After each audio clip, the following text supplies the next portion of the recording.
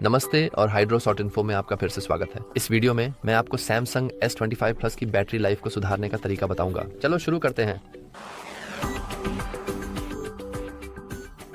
अब जैसा कि आप देख सकते हैं, अगर आपके पास एक नया फ़ोन है तो आप शायद यह सुनिश्चित करना चाहेंगे कि आपकी बैटरी कम से कम सालों तक चले। और ये सुनिश्चित करने के लिए आपको बस सेटिंग्स में जाना है, थोड़ा नीचे स्क्रॉल करें और यहाँ आपके पास बैटरी, और यहाँ हम लगभग पा सकते हैं हमारी सभी सेटिंग्स जिनका हम उपयोग कर सकते हैं हमारी बैटरी जीवन काल को सुधारें। और पहला विकल्प स्पष्ट रूप से पावर सेविंग मोड है। जब हम इसे सक्षम करते हैं तो हमारा फ़ोन कई अलग अलग चीज़ें करेगा और आप उन चीज़ों की सूची यहाँ देख सकते हैं।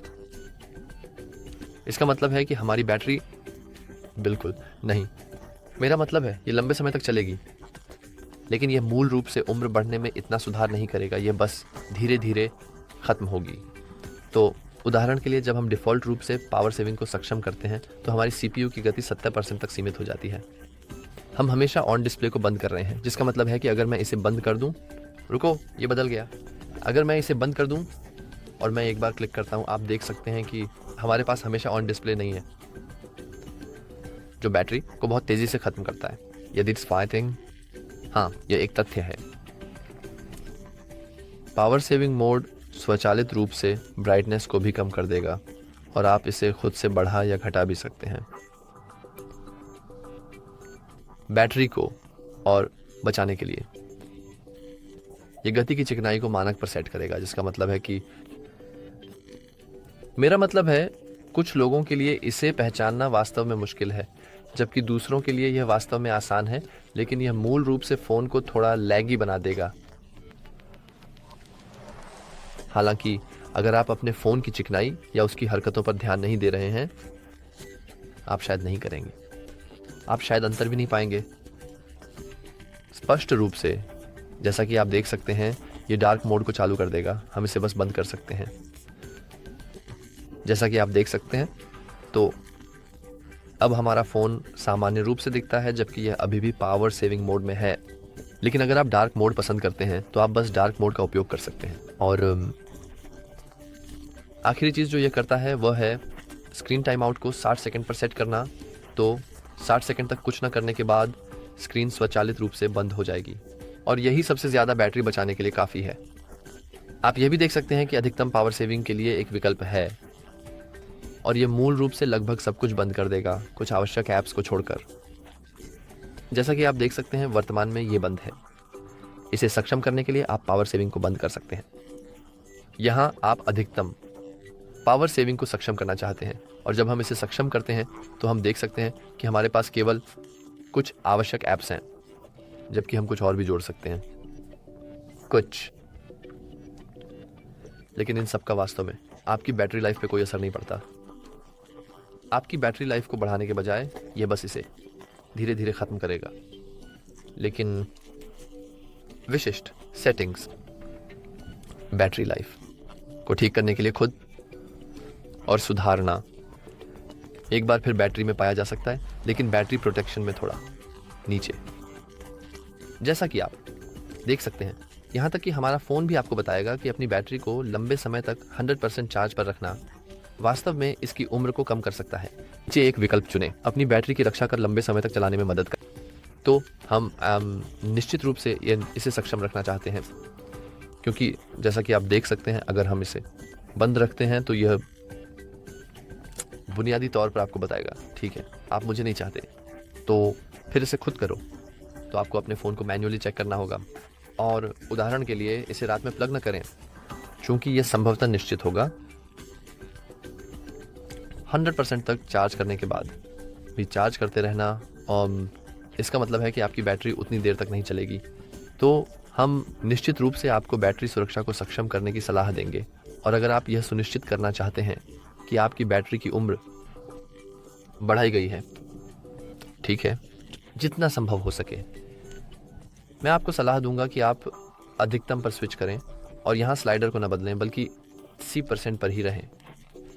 ये क्या करता है? ये बुनियादी तौर पर, ओह आप इसे खुद पढ़ सकते हैं। ये बुनियादी तौर पर 80% पर पहुंचने पर चार्जिंग रोक देगा, और जब ये गिरकर उदाहरण के लिए 97% पर पहुंचता है तो ये फिर से चार्ज करना शुरू कर देगा। और बेसिक मोड बहुत समान तरीके से काम करता है, लेकिन 80% की सीमा के बजाय इसमें 100% की सीमा होती है। तो जब ये 100% पे पहुंचता है तो ये चार्जिंग रोक देगा, और जब ये 95% पे गिरता है तो ये फिर से चार्ज करना शुरू कर देगा। और एडेप्टिव बुनियादी तौर पर दोनों का एक मिश्रण है, और ये उपयोग कर रहा है आपकी नींद के पैटर्न। हालांकि जैसा कि आप देख सकते हैं, अगर आपके पैटर्न असामान्य हैं तो ये भी ठीक से काम नहीं करेगा। ये बुनियादी और अधिकतम का एक मिश्रण है टर्म, जिसका मतलब है कि अगर आप सो रहे हैं और आपका फ़ोन चार्जर से जुड़ा हुआ है तो आपका फ़ोन अधिकतम मोड में होगा। लेकिन जब भी आप सो नहीं रहे होते, आपका फ़ोन बेसिक मोड में होगा। लेकिन एक बार फिर, अगर आप अपनी बैटरी लाइफ को सुधारना चाहते हैं, आप जितना संभव हो सके सबसे अच्छा करें। मैं आपको सलाह दूंगा कि आप बने रहें अधिकतम के साथ। और आखिरी विकल्प, वास्तव में 2 विकल्प हैं। यहाँ हमारे पास चार्जिंग सेटिंग्स हैं, और अगर आप फास्ट चार्जिंग को बंद करना चाहते हैं, क्योंकि आप सोचते हैं कि शायद वे वास्तव में है, शायद मेरी बैटरी तेज़ी से ख़त्म हो रही है क्योंकि मैं फास्ट चार्जिंग का उपयोग कर रहा हूँ। कुछ लोग ऐसा मानते हैं, कुछ लोग नहीं मानते। लेकिन अगर आप सुनिश्चित नहीं हैं और आप बस ये सुनिश्चित करना चाहते हैं कि आपकी बैटरी ख़त्म होने और उसकी उम्र कम होने का कोई जोखिम ना हो, मैं आपको सलाह दूंगा कि आप इसे बंद कर दें, इस विकल्प को बस सुनिश्चित करने के लिए। लेकिन अगर आपको ज़्यादा परवाह नहीं है, क्योंकि नए सैमसंग में बैटरी काफ़ी मजबूत है, आप बस इसे फिर से चालू कर सकते हैं। यह आपकी पसंद है। और आखिरी विकल्प जिसे मैं दिखाना चाहता हूँ वह है वायरलेस पावर शेयरिंग। ये मूल रूप से क्या करता है? आप कर सकते हैं, क्षमा करें, आप मूलतः अपने बैटरी को अन्य डिवाइसों को दें जब आप, जैसा कि आप छोटे एनिमेशन में देख सकते हैं, अगर आप उन्हें अपनी स्क्रीन के पीछे वापस रख दें, आप अपनी बैटरी की सीमा भी सेट कर सकते हैं। तो ये नहीं देगा। न्यूनतम 30% है, इसलिए जब आप अपनी सारी बैटरी दे देंगे तो यह देना बंद कर देगा। अगर आपका फ़ोन 30% पर है तो आप इसे 90% तक भी बढ़ा सकते हैं, लेकिन डिफ़ॉल्ट रूप से मुझे लगता है कि यह 30% है, और आप शायद इसे बंद करना चाहेंगे। बेशक अगर आप अपनी बैटरी लाइफ देना चाहते हैं तो आप कर सकते हैं।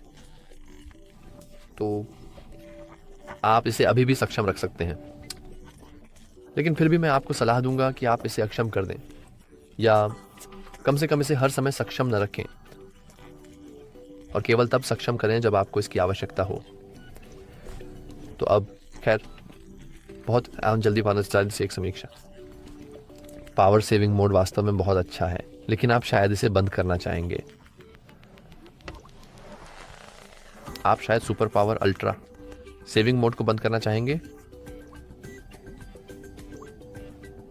और अगर आप लाइट मोड के उपयोग करता हैं तो आप बस डार्क मोड को बंद कर सकते हैं। लेकिन आप इसे आसानी से बस इसे चालू रखें और आपकी बैटरी लाइफ बहुत बहुत लंबी होगी। एंड सबसे महत्वपूर्ण बात, क्या यह बैटरी प्रोटेक्शन का विकल्प यही है, और आपको यह सुनिश्चित करना होगा कि यह सक्षम है। इसे अधिकतम पर स्विच करने की आवश्यकता नहीं है। आप इसे आसानी से बेसिक पर रख सकते हैं, लेकिन अगर आप ऐसा नहीं करते हैं तो आपकी बैटरी लाइफ उतनी लंबी नहीं होगी जितनी हो सकती है। बस इतना ही। अगर आपको यह वीडियो मददगार लगा तो कृपया लाइक और सब्सक्राइब करने पर विचार करें। देखने के लिए धन्यवाद।